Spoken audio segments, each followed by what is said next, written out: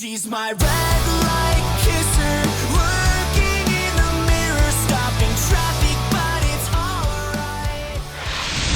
What's up, everybody, and welcome to the E.N.D podcast. I'm your host, Matt Cutshall, and the creator of Emo's Not Dead. You guys are too... Okay, you guys are way too much. Thank you so much. And next to me is my trusty sidekick and absolute nerd, Gavin Simcoe, everybody. Hey.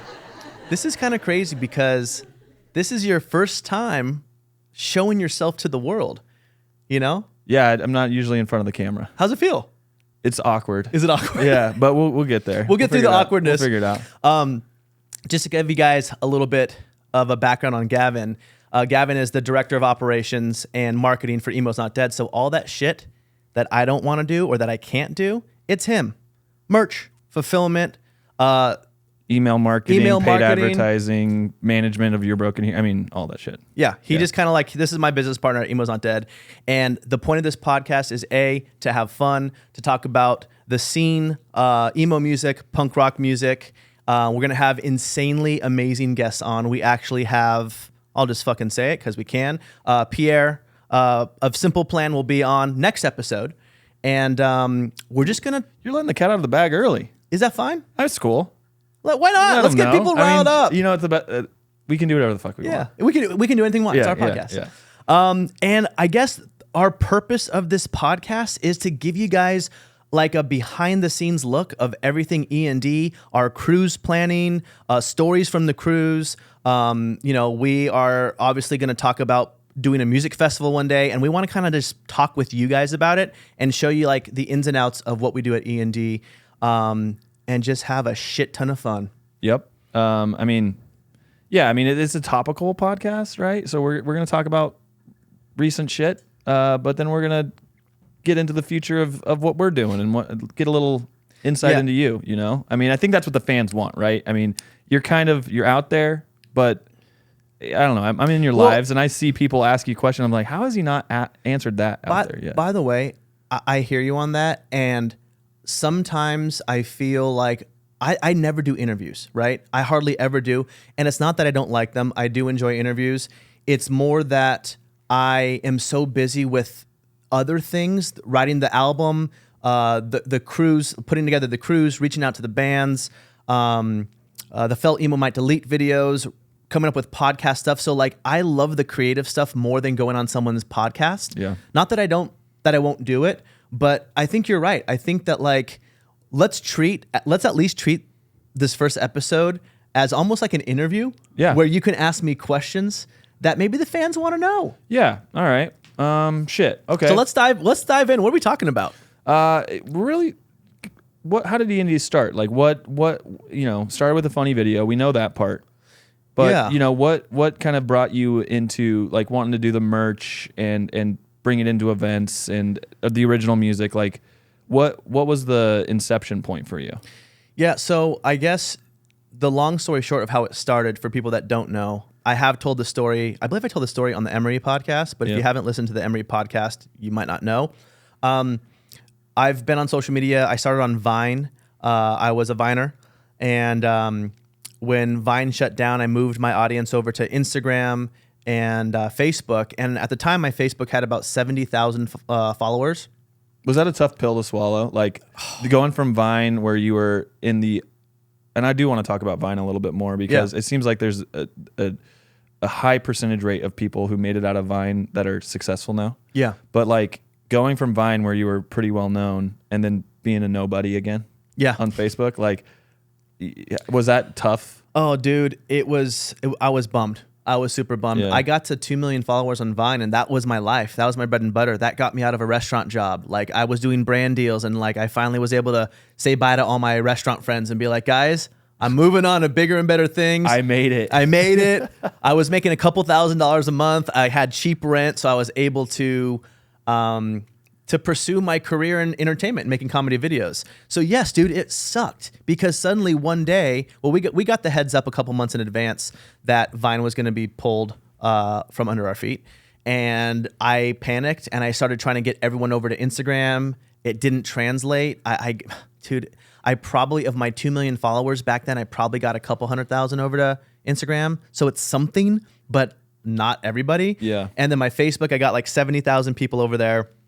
So yeah, bro, it fucking sucked. Yeah. I was pretty devastated. Yeah. Because I had built that for like 4 years, and I had shot close to 3,000 videos. Yeah, they're 6 seconds, but I shot like 3,000 videos, and then suddenly Vine, the creators or the people that acquired Vine, gave us all the chance to download our Vines. So I still have them. Yeah. But yeah, long story short, it sucked. Yeah. It really sucked. That's a bummer. So when did you so you obviously you get some traction again with the viral moments that Felt Emo Might Delete started with. Yeah. But then somewhere you were like, oh, I can turn this into something way bigger. Yeah. So 70,000 followers on Facebook. I posted my first video. It was a one-off video called Felt Emo Might Delete. And I believe it was Hawthorne Heights or Blink-182. I forgot which was the first. They were very similar. And then it went viral on Facebook. And my videos usually got like 10,000 views then, but this one had a few 100,000 in a few days.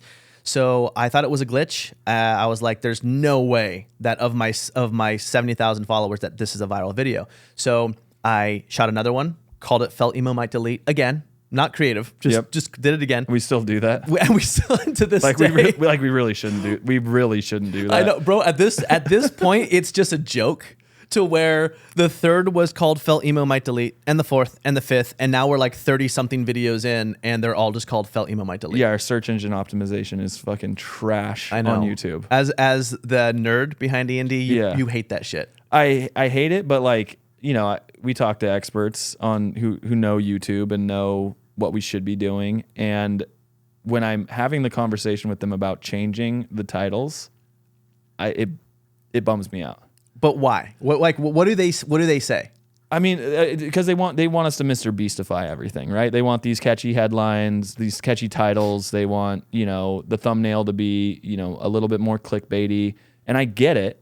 That, you know, people discover videos on YouTube based on those two things. It's like, you know, thumbnail, title, and how many views the video already has. But how we've done things together is such a middle finger to how people use, like even with the Your Broken Hero album, like we don't have a label, Kickstarter, self-funded. Everything we do is breaking the rules. Yeah. And so it's hard for me to like want to unbreak the rules. Yeah. And put videos out with normal titles. I hear you. By the way, I completely understand that.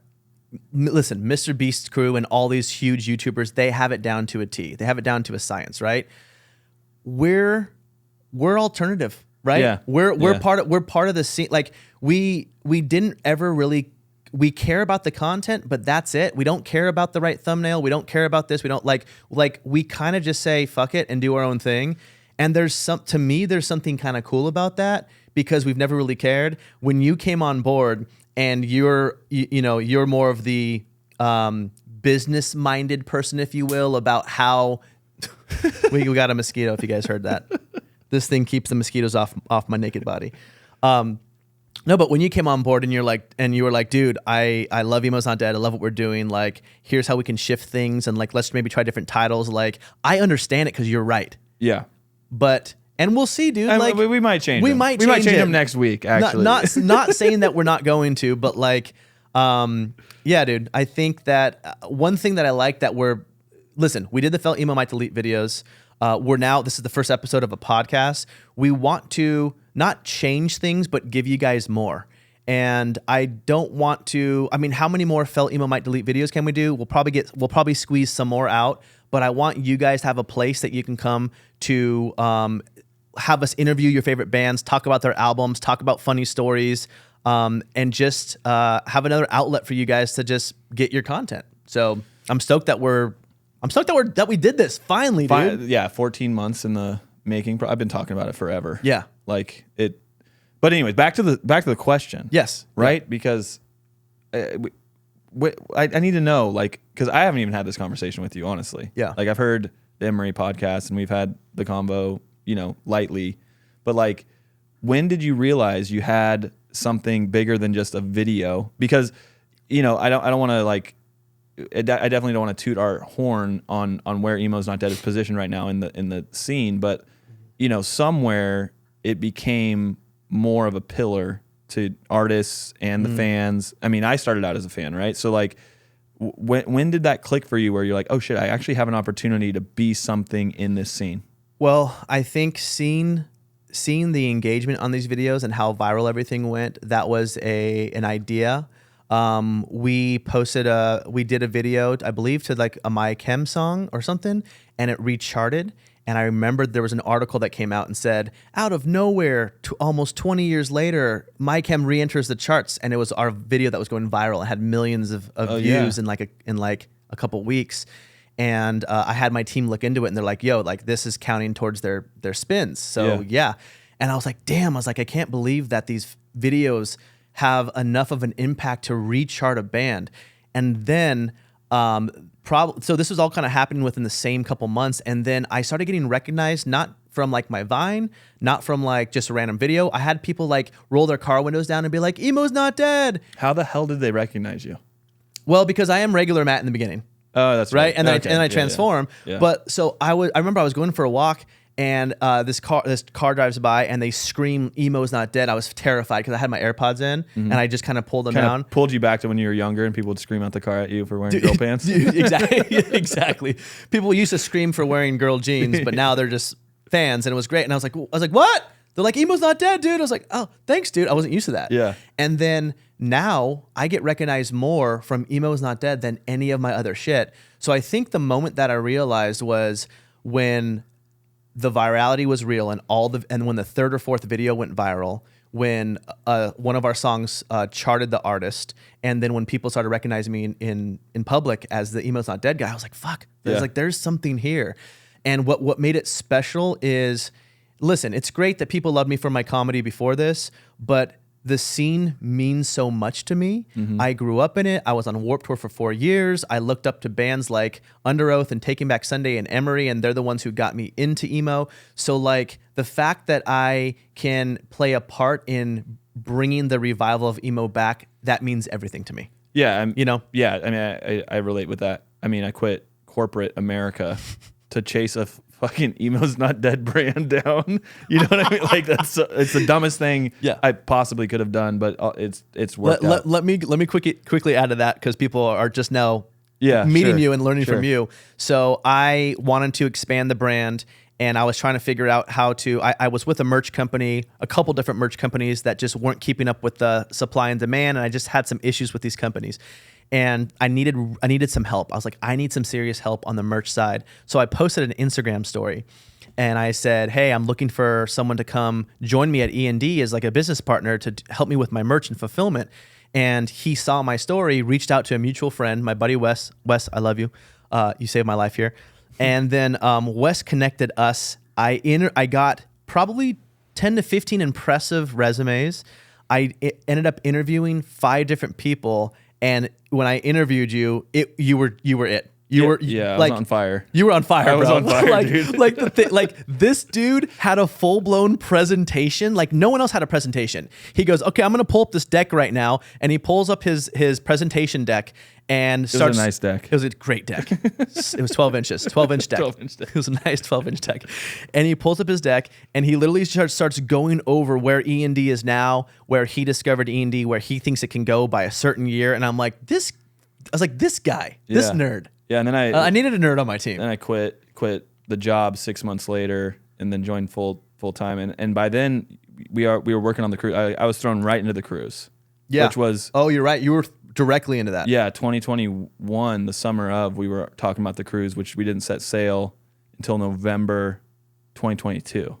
Damn. Which was crazy. So like I came on. Wait, was it a year later? You said, was that about a year? It was a year and 5 months later. A year and 5 months later. Yeah. Jeez. Yeah. So, but when I came on, you had already had the cruise concept. Like you did the survey already. We got 25,000 responses from the survey. We got 40,000. 40,000. Yeah.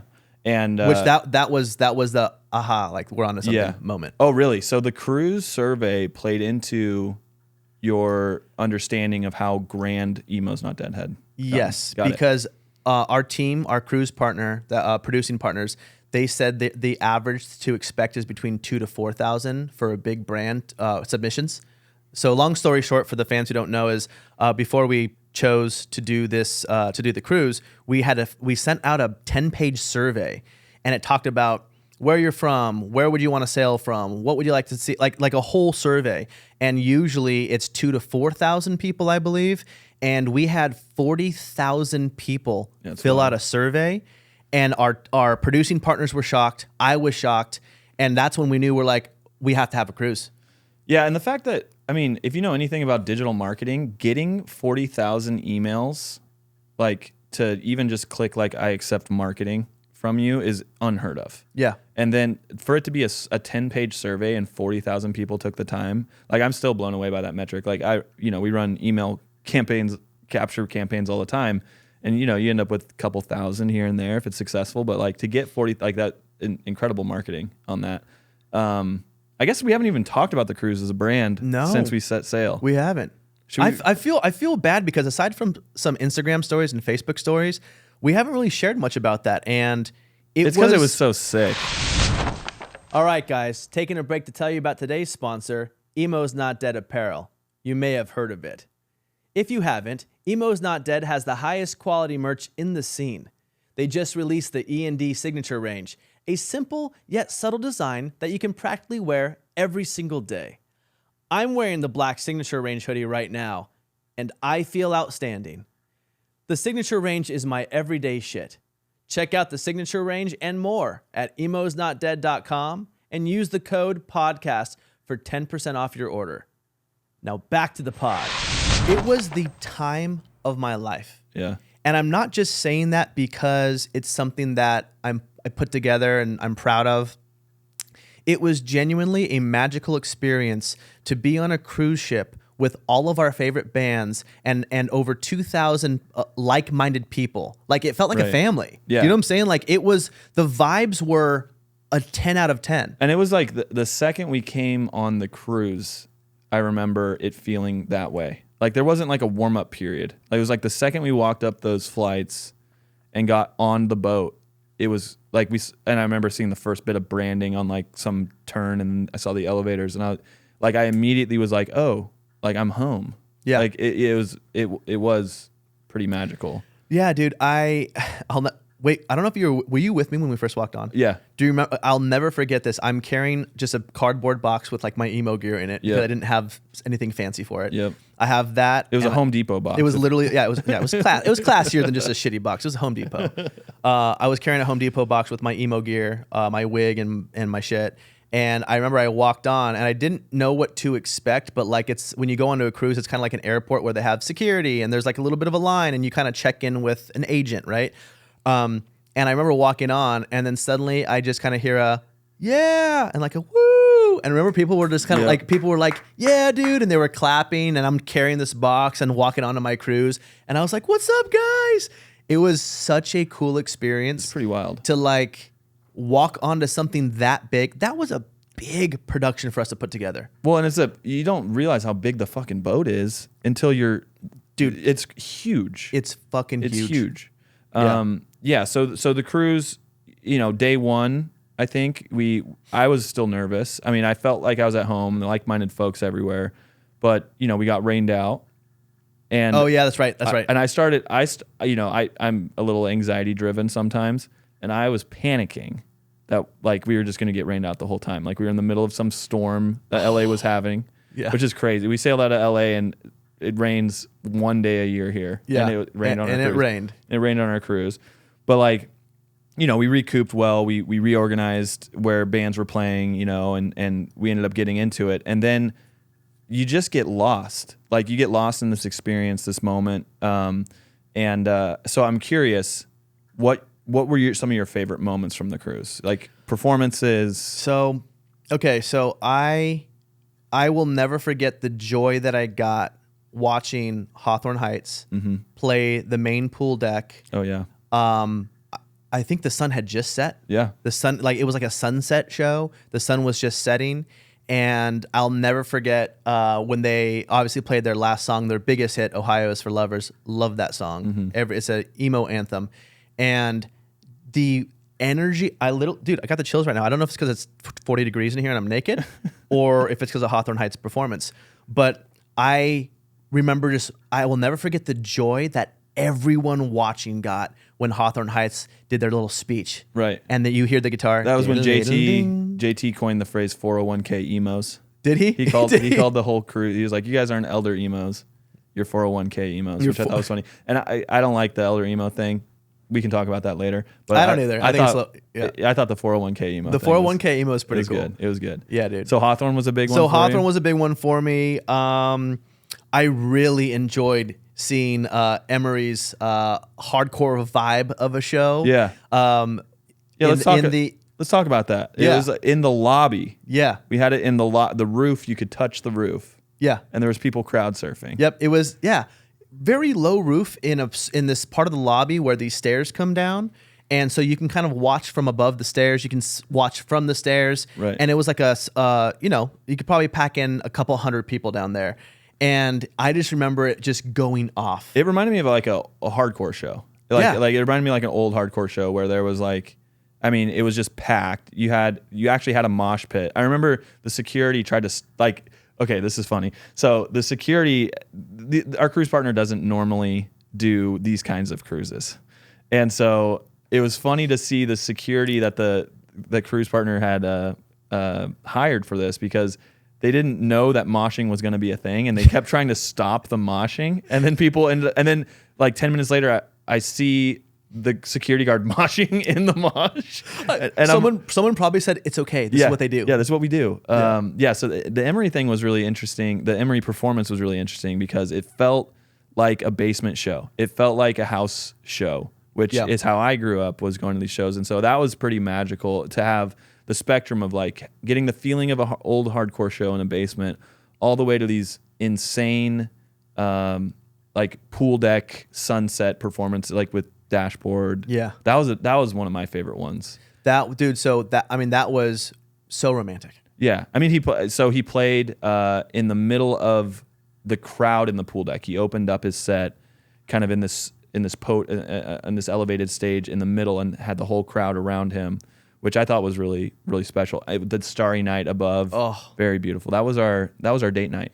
That was our date night. Yeah, that was the date night. And I was gonna say, like, I think, I don't know, if you haven't been on a cruise, it's like it's a floating hotel. Right. So imagine a floating hotel where you can go outside by the pool, and obviously, but you're just in the middle of nowhere, and the stars are at their brightest and biggest, and Dashboard is playing his amazing song. It was out of a dream. It was pretty freaking crazy. Yeah, that was. I mean, yeah. There's a casino on the boat. You know, it's literally a hotel. It's literally like a resort. Yeah, it's there's steak restaurants, Mexican food. There's easy bites. There's multiple bars, different styles of bars, multiple pools. Like, it's a hotel. Yeah, and it's endless. It was so fun. Yeah, it was so fun, dude. Yeah, and I mean, dream come true for me. Under Oath, you know, my favorite band. It has been forever, and seeing Under Oath on the pool deck.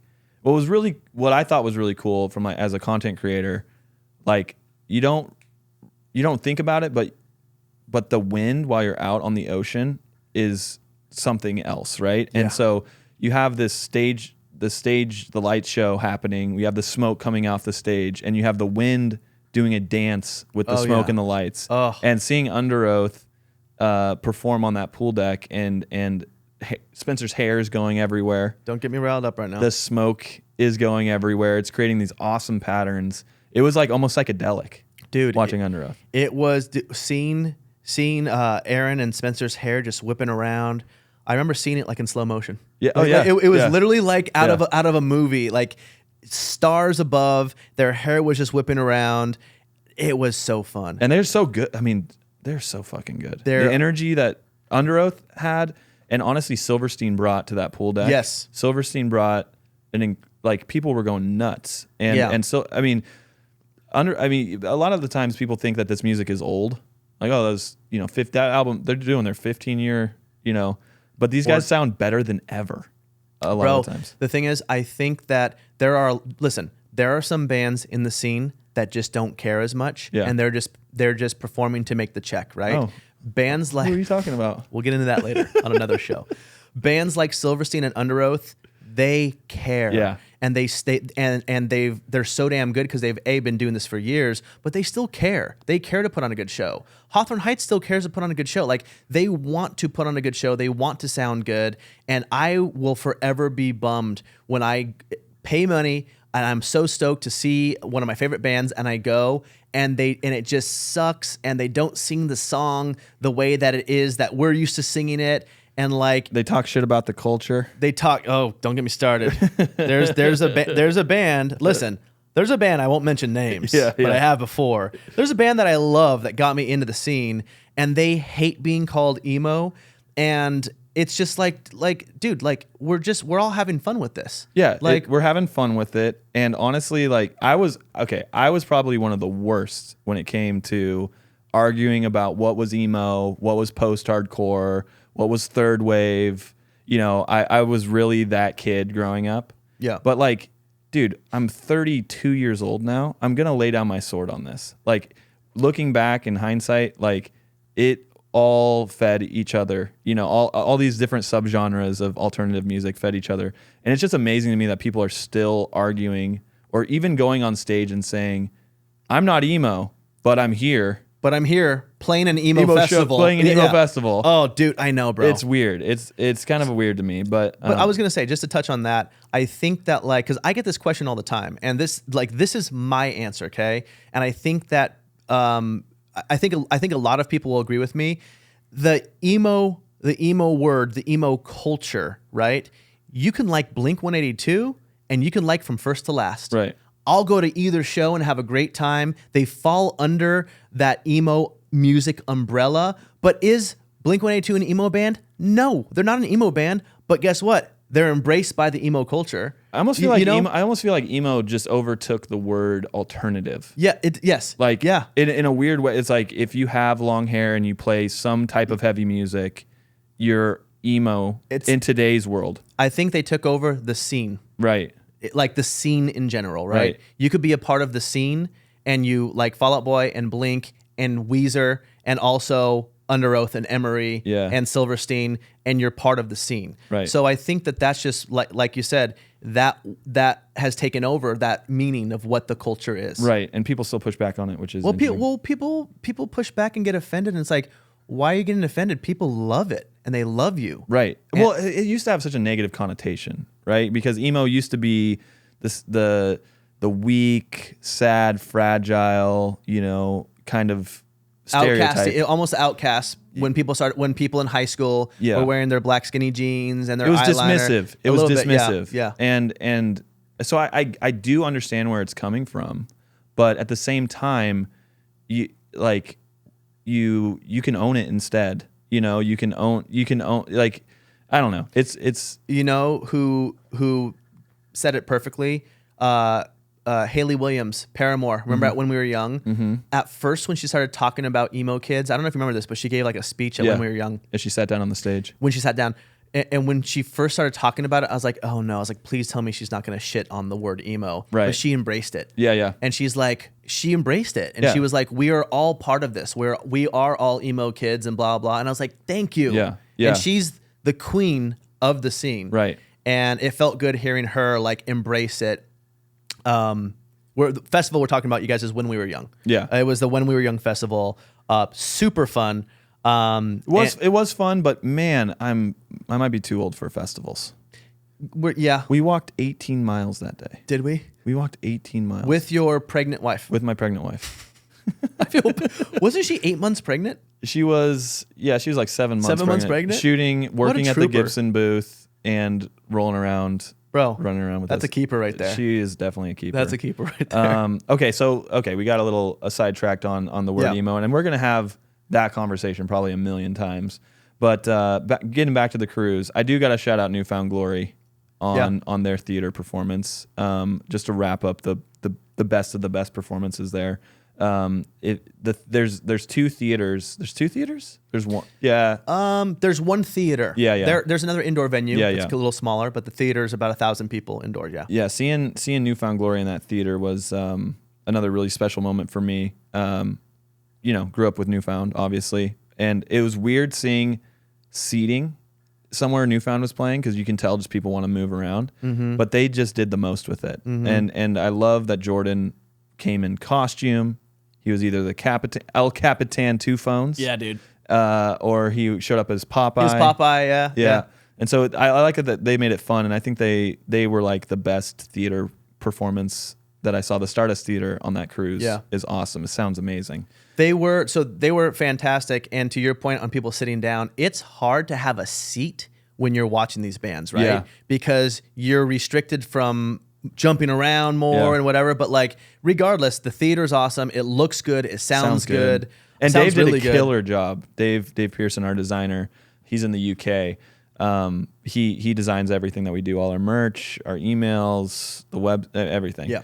And he made that theater he had never seen it before, and he made that theater look fantastic. With Dude, his it looks so damn good. So yeah, Newfound in Theater was great. Yeah. I'm trying to think, man. There was one other.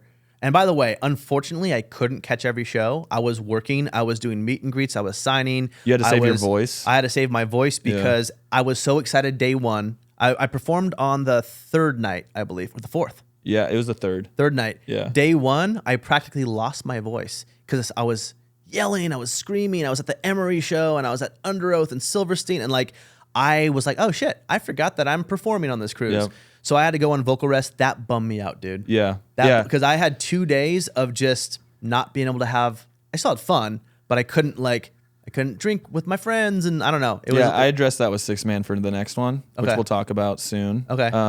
But you think getting my show out of the way? we're gonna get it out of the Let's way. get my show out of the way, dude. I'm trying to hit the blackjack table with you, like, Bro, immediately. hey, I love you for that, man. Let's get my show out of the way. Yeah. I think we sail away night one. People, Are you the Sail Away show? maybe. That Is that too cocky? is that a little self-serving? Actually, that's too cocky. It's like the Sail Away show is Your Broken Hero. No, on the no, pool deck. no. I feel like we gotta. Honestly, yeah. that's too cocky. I don't can't- know, no, Like I'm by no. I'm the bot. By the way I'm billed at the very bottom. Yeah. Because there's zero ego. I'm just happy that I get to play my own cruise and play with all these epic bands. So of course, like I'm never a headliner. So I probably shouldn't be the Sail Away. Could be though. Could be. We'll keep it open. Well, okay, let's keep it open. Let's not make any decisions. I just here. want to get it done so Yeah. I can get hammered and party and not worry about my voice at all. Yeah. And I just want to get to the blackjack. For some reason, you're like my good luck charm. Bro, blackjack. I can't wait to play blackjack Dude, again. what was it? I hit 11 blackjacks in 15 hands. Did you? Yeah, and I split. One time I got double aces. I split it, and I got blackjack on both. And Yeah. I won like $2.5 grand. Did you? On my own Did cruise. you, dude? Yeah. Sick. Which is hilarious. And Oh, I then love that. I ended up just tipping really heavy the rest of the trip. Bro, I legit have the butterflies right now thinking about the cruise. Yeah. I'm not kidding. I'm How fired up. How blessed we get like a built-in vacation to our job. It's pretty freaking great. Yeah, it is rad. So funny moments on the cruise. Yeah. There was a few. I remember laughing my ass off seeing that there was this guy holding a dick in the air at every single show. Yeah. The stuffed animal dick. Yeah, he would just sit behind the bands because you can walk around the stage on the pool deck. Yeah. He would just stand back there and hold a dick up. Yeah. A stuffed animal dick. A little creepy. A little creepy. Little creepy. Like I remember he would like ask people to touch it and stuff, and because I could see it out my window. I was on stage. I don't think I was performing, but I was doing something on stage, and I turned, and he tossed it at me. I caught his dick. I did. I caught his dick, and I think he threw his Sharpie, and I signed his dick. You signed his dick. I think I signed his dick. Yeah, I signed his dick, and I threw it back. That's awesome. But what's weird is there was no joy on his end. He just stared. He like looked at me in the eyes and just tossed his dick at me. I sign his dick. I toss it back, and that was kind of it. Like there was no like. That's like incredible. This is funny. That's moment. incredible. It's a little bit weird. I wonder if Dickman will be on you too. Yeah, I wonder if he will. Should we reach out? We should reach out to We Dickman. should reach out to Dickman. Dickman. Hey, Dickman, if you're Send us a DM. if you're watching this, Yeah. DM us. Not your dick though. Another thing I caught wind of afterwards. Yeah. Tell me about because I haven't heard this story. I just Yeah. know it happened. Okay. What happened? You were like knocking on rooms at like 4 a.m. this was fun, and there's a video out there I think on YouTube Yeah, somewhere. I saw the video, but I had I'm no like, context. I wanted to tell the guy, his name's AJ, who uploaded it. I'm like, dude, at least get my approval. I was blacked out. Yeah. So we were gambling. You were there gambling with us, I believe. This guy AJ just became one of our buds on the cruise. He was just an E.N.D fan that was there. We were all gambling at the tables and playing blackjack. And it was like 4 a.m, and we had a small group just going hard, hammered. I'm in my full Your Broken Hero attire, wig, eyeliner, the whole thing. And he's like, dude, please come surprise my wife in the room. She's sleeping right now, but she'd love to see you there. And I'm like, yeah, let's do it. So me and AJ just walk up to their room, and I walk in, and his poor wife is just sleeping. It's 4 a.m. Yeah. We flip the lights on. I forgot her name. I just start saying her name, and then she just kind of like wakes up and turns and sees me, and she goes, oh, hi. And she like, Yeah, she like hid from you. and she like hid, and she's like, I'm not wearing pants. She had a blanket on. And then AJ's laughing. I'm hammered. I don't know what I said, but it was just kind of fun surprising a fan at 4 a.m. Yeah. And I feel like I want to do that again. I want to do that to a few more different people. We should relive a little bit of our childhood and like just ding dong ditch people's rooms. Yeah. Late at night but you. Yeah. Like streak down the halls. Dude, I should streak down the halls, and we should like gift people with like, I don't know, E.N.D gift cards, cocktail. Like we should just find something and be like, hey, if you get a knock on your door at 4 a.m, it's going to be worth it. What is it about streaking that's so fun? I mean, dude, I feel so free right now. When was the last time you went streaking? I went streaking, Like yesterday. bro. No, I feel like I was it was in LA. I was probably 20. Oh, streaking in LA must be scary. No, actually, when I say I was in LA, it's because I had lived in LA, but I was in my band. Okay. And so maybe we were on tour. I just know that it Okay, was. so this was a decade ago. Yeah, this was. I was probably 24 or something like that. Yeah. Okay. 24 is still old to be streaking. It's too old to be dude. streaking. It's a little too old to be streaking. But when you're once a band guy, always a band guy. You Yeah. know? Yeah. What? Why did dude, I used to jog around town naked. Like I used to like try and go the distance. Did you? Yeah, me and my buddy Trent, we would try and go further than we did the last week. I'd stay at his house and we'd be like, all right, 1 a.m. baby, let's go streaking. And we try to run further than we ever got before. The last thing similar to streaking that I did, that I don't want to say I'm proud of, but it was fine. I was in Colorado with Baron, who you met on the crew. Yep. He was Shirtless Cowboy. Yep. And I was with Baron and his girlfriend Soph, and like just a few of us, and this few of us were there, and I don't know how this happened, but we dared the girl Maddie. We said, hey, there was like this river and we're like a small river, and we're like, it was like 3 a.m. We were all walking back from bars, and we're like, Maddie, how much for you to skinny dip in that cold river right now? Yeah. And she's like, I'm not doing that. And then I think she or someone else said, I'll do it if Matt shits in that river, something like that. Why would she want you to shit in it first? I don't know. Listen, we were all kind of blacked out, but long story short, I shit in the river. Yeah. There was like this little overhead, this little overpass, and I hung my butt off and I pooped in this river. Oh, you weren't in the river? No, I wasn't in the river. Oh, I hung my butt off. I highly and I pooped in recommend the river. pooping in the river next time. In the river. So it Yeah. kind of wipes your butt as Well, we might have to cut this out, but Yeah. I've shit in a river before. Yeah. And if you face downstream, it helps. It pulls it. It pulls it out. It pulls it out. It pulls- Like you start and it just goes. That's a good idea. Yeah, it was. Yeah. I was like 12 or 13. Yeah. but I remember. That's good to know. Hey, we bullshit. We in a both. river. Hey, let's go, River dude. shitters, the We're Oregon river shitters. boys. We are Oregon boys. That's such an Oregon boy thing. So anyway, yeah, that was the last closest thing to streaking that I remember was I got dared to poop in a river, and I was like, I shit in the river. You have to streak now. So back to the cruise. Funny moments. Yeah. My favorite thing that I found out about the cruise, from a funny moment standpoint, was we had 3 proposals. Yeah. And we only had 2 yeses. Yeah. Dude. Do you remember who the no couple was? I don't remember their names. Okay. But I can. The thing that is so funny about that is not that somebody said no, like that's devastating. Yeah.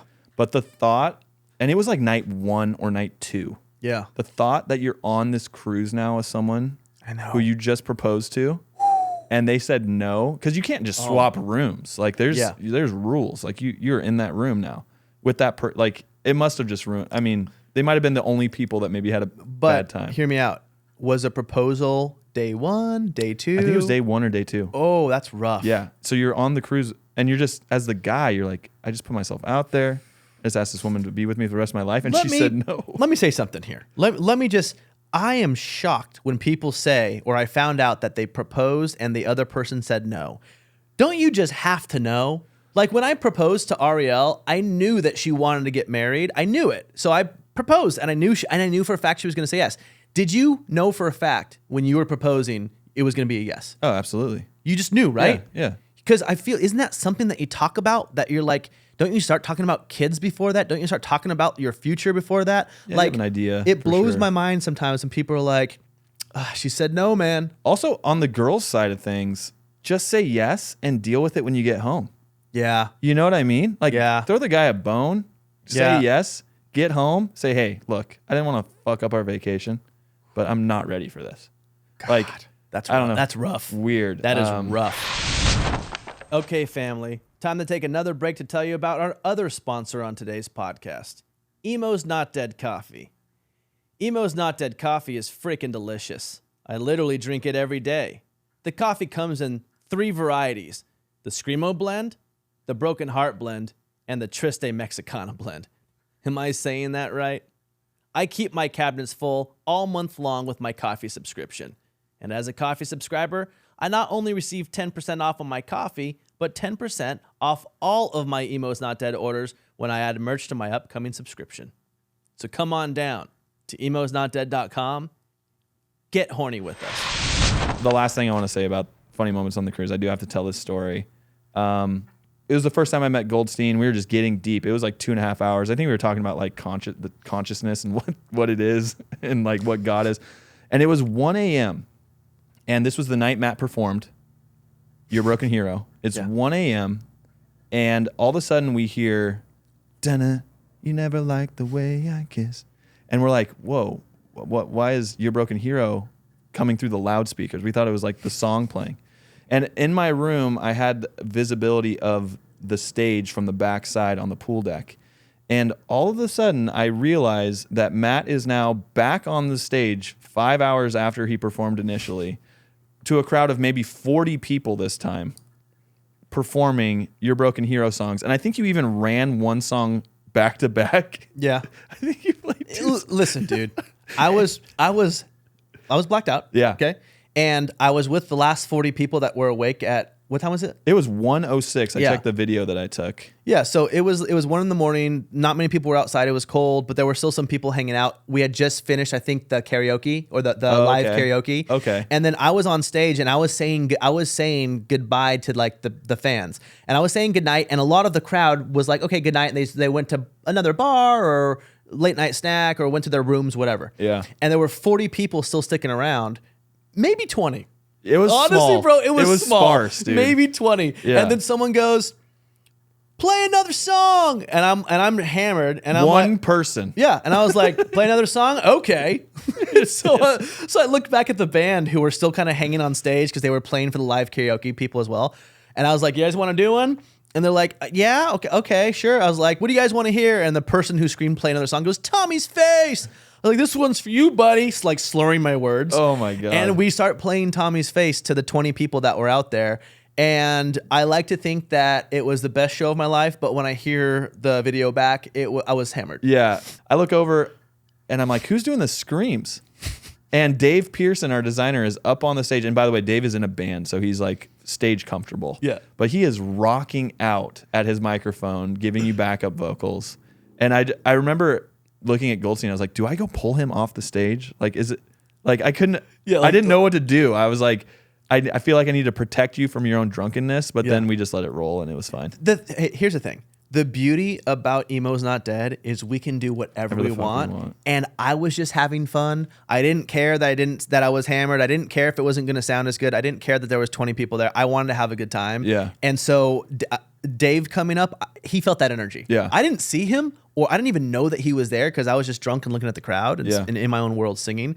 But like he just felt that we were everyone there was drunk, having a great time. They wanted to hear Tommy's face. Spencer wasn't there to scream with me. And so Dave's like, I'm going to go scream. And then, yeah, he might have got cold feet on the screaming part because I think he was just doing back vocals. But it Oh, was wait, so did he fun. not scream? I don't know. I thought I he know there did. was I know there was screaming happening. I have no idea who was doing it. Okay. Yeah. Okay, so we worked through the funniest moments. Did you cry on the cruise? Yes, you know this. I told you this. No? Maybe not. Okay. You What- cried. Yeah. Why'd you ask me then? I thought you were calling me out. No, I this is news to me. Okay. Yeah. So the very last night after I performed, after the drunk performance, after our 4 a.m. knocking on AJ's wife's door and surprising her, after it all, I go back to the room, and that was the last night. Yeah. And we were now gonna fall asleep and dock in LA, wake up and get off the cruise.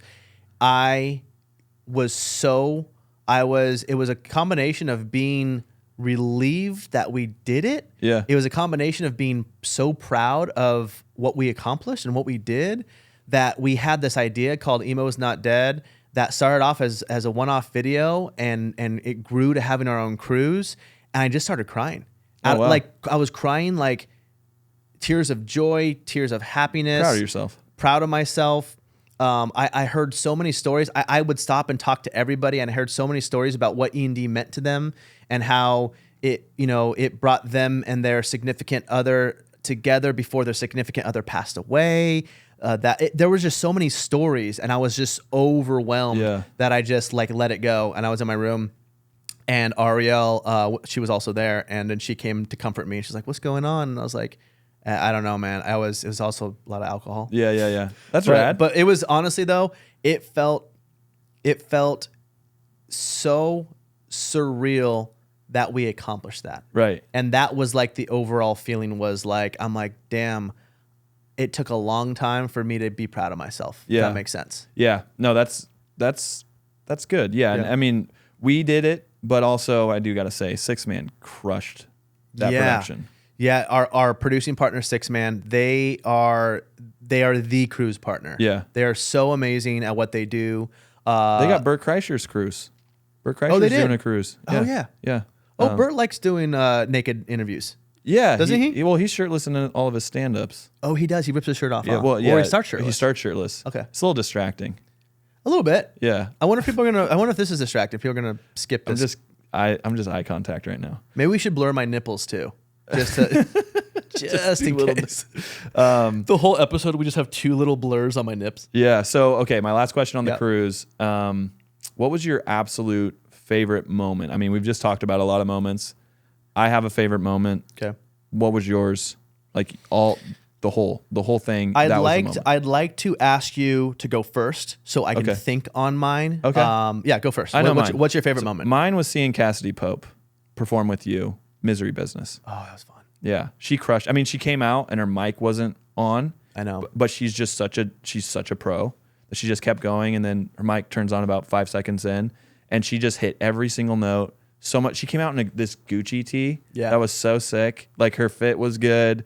Like, you guys had great chemistry. The wind, the smoke machines. The smoke machines. You guys were job. doing little hip bumps to each other. Like, you guys rehearsed once, I think. Yeah, you know what's funny is like I'm not a nervous performer. I actually really enjoy it. Yeah. I can get butterflies, but I'm not like, I just love it. I really do love the stage. But when we did our rehearsal, because she's so good, Yeah. I was nervous. Oh, wow. Because she's so good. She's really good. And not that the other bands aren't good, but like singing as well as Cassidy is just fucking Right. It's the next level of having a great voice. And I remember being like, damn, I was like, I'm gonna have to sing Paramore with Cassidy Pope. Yeah. But you know what, dude? Winner of The Voice, right? She won. She either won The Voice or she got second place. She was high up on The Voice. Yeah. Maybe she won it. I think she won. She's incredible. But yes, dude, I'm glad you liked that performance. I had so much fun doing that performance. It gave me goosebumps. Like, Really? like not tooting your horn or anything, but like She gave you goosebumps. well, let's be honest I mean, there. it was just the whole thing, because when we came up with that idea to do Misery Business, I thought it was so hysterical. Yeah. That you would just be like, you would not even try to hit the chorus, and you would just bring on someone who actually could hit it. Oh, you're right. Because you're at the rehearsals. Yeah, I was at the rehearsals, and it was like, oh, wouldn't this be funny if we had like Cassidy come up, and so that was just one of those, from start to finish ideas that we got to see through, and it actually was a pretty impactful moment that I think kind of lived. It did. The people were writing articles about it.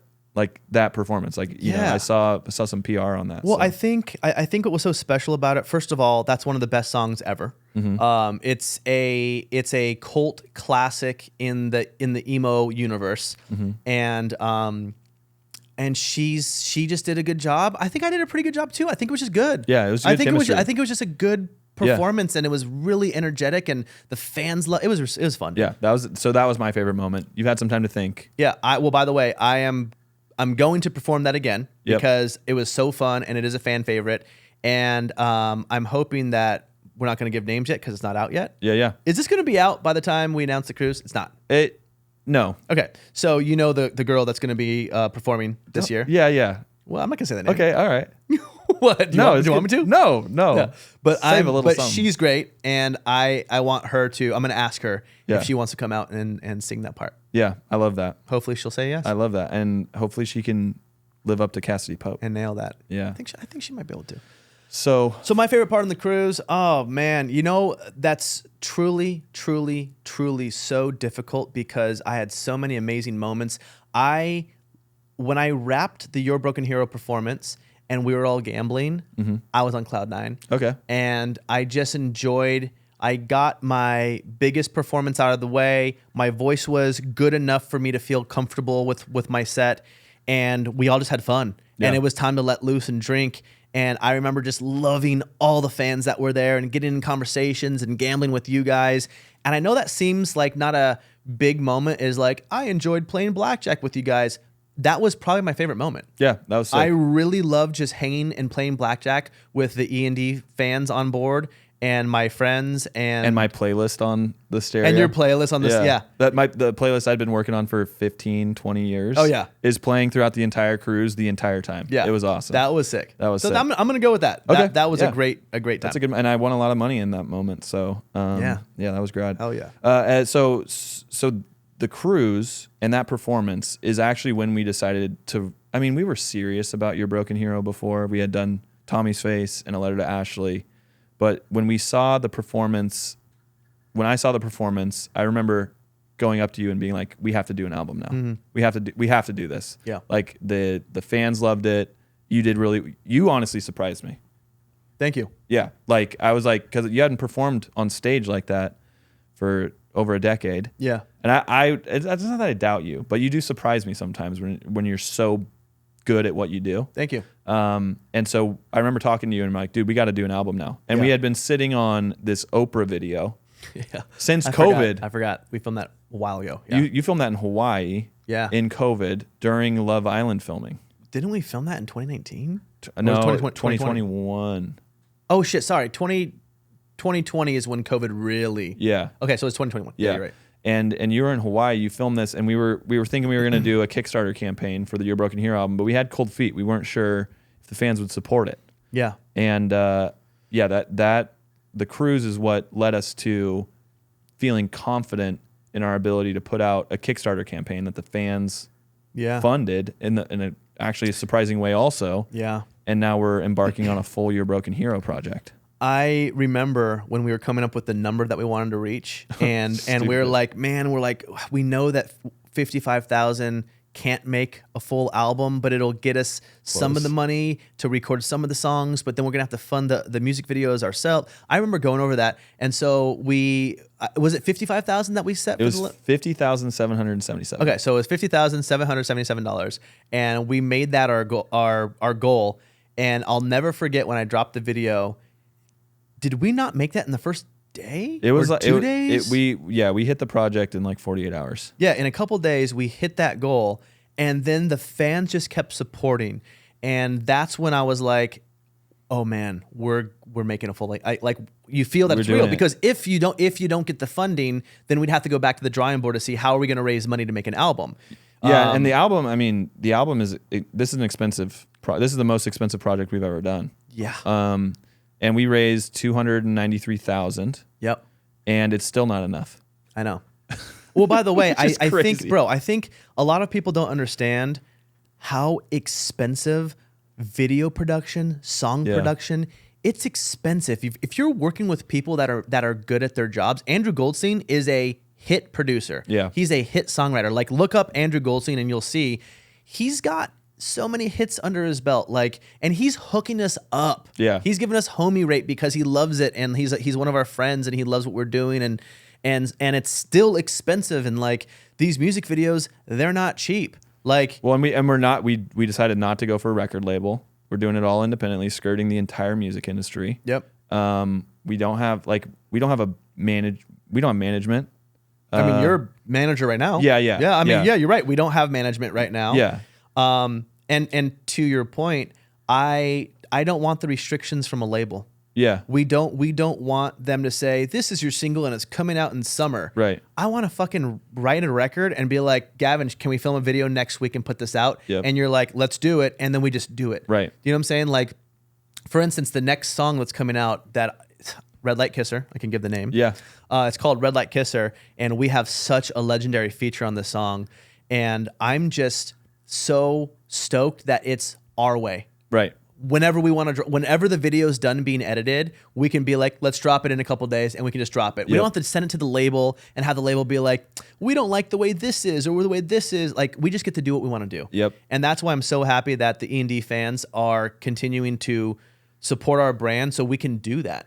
To put out like a DJ Khaled style record in the emo genre it's a dream come true. You know? Yeah, I mean, by the way, man, it's not. I know people say dream come true very lightly. That's tossed around, but We're literally living our dreams. This is actually a dream come true. We are from that. We are from the scene. These are our favorite bands. Yeah. When Spencer Chamberlain said yes to being on Tommy's Face, Yeah. I probably fainted. Yeah. Like, I was like, are you kidding me? This is so sick. When I reached out to our feature that you guys are going to see the next feature, and he said, yeah, bro, I'll be on it. And I shot a music video with him. Holy shit, bro. Yeah. I was on set of Red Light Kisser, and I'm like, I can't believe He's here. that he's here and we're doing this together. And the support from these bands is just incredible. And like, a lot of them have become my friends. And like, we're having Pierre on tomorrow, and like, he's a absolute legend, but now he's one of our buddies. Yep. It's pretty surreal. Yeah. It's pretty surreal. Yeah, and the artist support is really the weird part, because you'd think that there'd be like, there'd be some protectionism there, or they'd be like defensive of the genre, or defensive of, Emo's Not Dead as what started out as kind of a joke, and now we're making the serious turn as being a cultivator of the culture. Yeah. And they are down. They're down with it. And of course, like, there's some, marketing back scratching that happens. We give them some exposure, and they, hook us up with their involvement. But like, I'll never forget Under Oath saying, like, this is one of when on the cruise, they said, this is one of, if not the coolest thing we've ever done together as a band. Yeah. And so, like, it's just really cool. It gives me, like, the chills a little bit to think about how supportive they actually are of what we're doing. We're not paying these guys like thousands and thousands of dollars to, come be in our video. They're like willingly wanting to be a part of it. I know, it's really cool. It's a trip. And I remember, I know Under Oath said great things about our cruise. When Ryan Key was done with his acoustic performance in that one room, it was so magical that when he was done, he just felt, I literally have the chills from this. He felt the energy from that show, and people were crying in the crowd, and it was so damn good. He comes off and he goes, I think that was my favorite show I've ever played. Oh, that's sick. And when I heard Ryan Key say that, I was like, that's crazy. Yeah. That it's on the E.N.D cruise. Yeah. Bro. Oh, yeah. Again, I don't know if it's because I'm naked and it's 40 degrees in here, but I just got the chills. Yeah.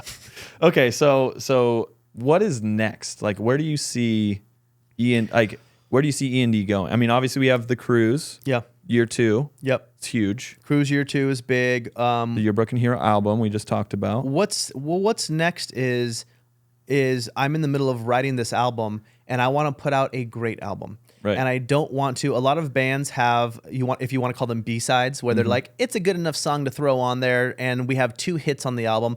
I want every song to just feel great, and I'm very happy so far with Blink-182, with A Letter to Ashley and Tommy's Face, and Red Light Kisser that's coming out. Those all to me they're good songs, right? And I'm proud of them, and I think that they really have that nostalgic feel that we're going for to sound like our favorite songs that we grew up loving. So what's next is making a great album, because I want this album to be great. I would love to figure out a music festival, right? And I'd love to figure out.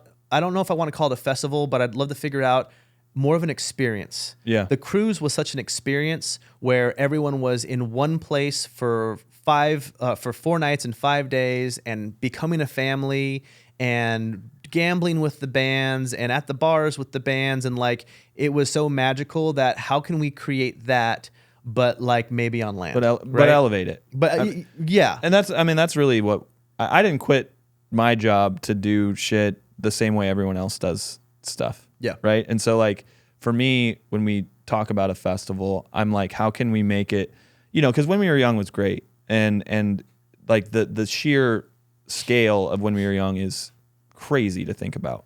80,000 people, I think, and every band you've ever listened to there. But the experience in itself, like my legs fucking hurt. I had to wait an hour to get a beer. I had like, it's dusty. It's hot as shit.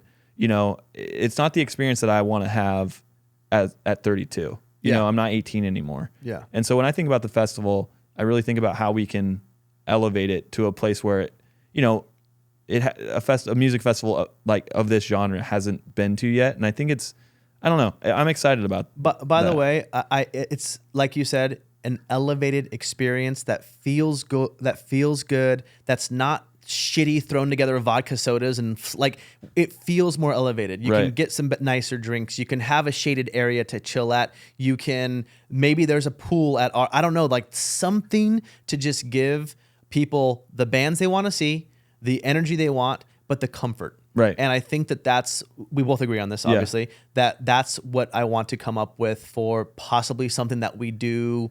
I don't know if we'd have time to do end of next year, or if it'd be a 2025 thing, but like I would love to do that. Yeah.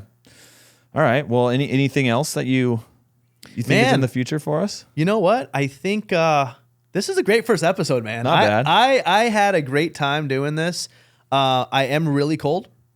I don't know if can you even see the ding dong? It's in my balls right now. No, look, just look. Just look. I'm not doing it yet. Just look really. You've been avoiding the whole time. Just look. It's so cold in here. Did you look? It's so cold in here that my penis is inside my balls. So maybe on that note, we can just say, fans, we love you. E.N.D. fans, we love you so much. Thank you for supporting our brand. We hope that you guys enjoy this podcast. We're going to have a bunch of epic, legendary guests on, and just talk to people, whether they're in a band or an actor who loves Emo's Not Dead, or the E.N.D. genre, or the emo genre. We just want to have fun on this podcast and give you guys another form of entertainment to watch. So thank you guys for loving. Thanks for supporting. Make sure to like and subscribe. Like this video, subscribe to it. Keep us going.